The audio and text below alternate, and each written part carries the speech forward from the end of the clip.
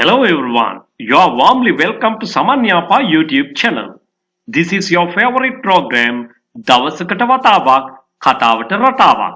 අද දවසේ පාඩමින් මම ඔයාලට කියලා දෙන්නේ as fast as. මෙන්න මේ කියන ෆ්‍රේස් එක යොදාගෙන එදිනෙදා කතා බහට අවශ්‍ය කරන වාක්‍ය නිර්මාණය කරන ආකාරය. මට දුවන්න බෑ ඔයා තරම් වේගයෙන්. මට දුවන්න බෑ ඔයා තරම් වේගයෙන්. I can't run as fast as you can. I can't run as fast as you can. මට ඇවිදින්න බෑ ඔයා තරම් වේගයෙන්. I can't walk as fast as you can. I can't walk as fast as you can. මට ලියන්න බෑ ඔයා තරම් වේගයෙන්. I can't write as fast as you can. I can't write as fast as you can.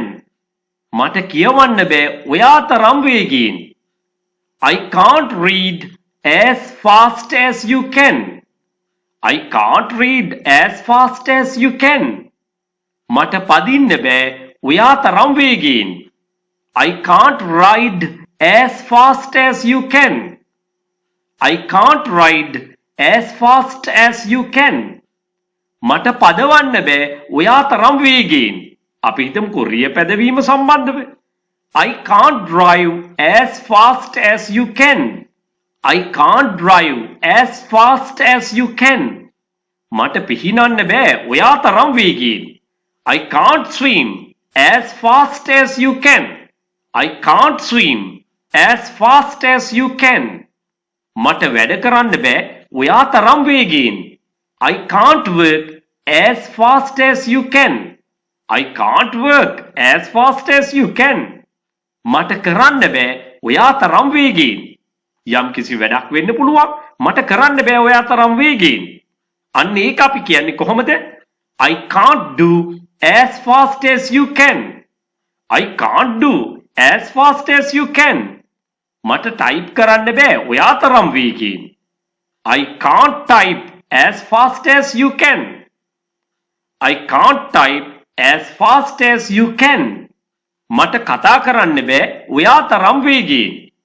I can't speak as fast as you can. I can't speak as fast as you can.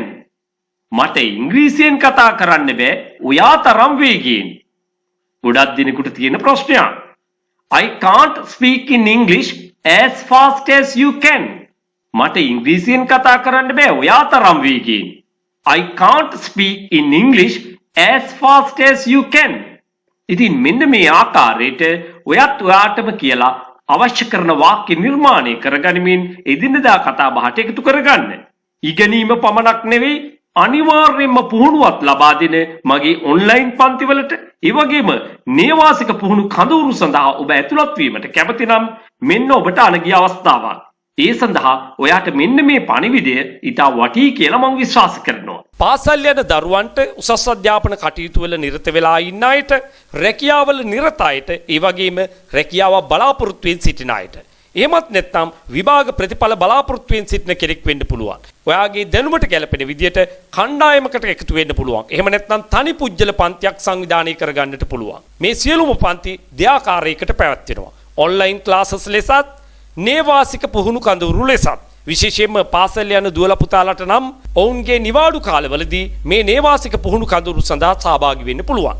සාමාන්‍ය පෙළ විභාගයෙන් පසුව එහෙම නැත්නම් උසස් පෙළ විභාගයෙන් පසුව ප්‍රතිඵල බලාපොරොත්තු වෙමින් ඉන්න සිසුන්ට දින 45 නේවාසික කඳවුරු සඳහා අනිවාර්යයෙන්ම සහභාගී වෙන්න පුළුවන්.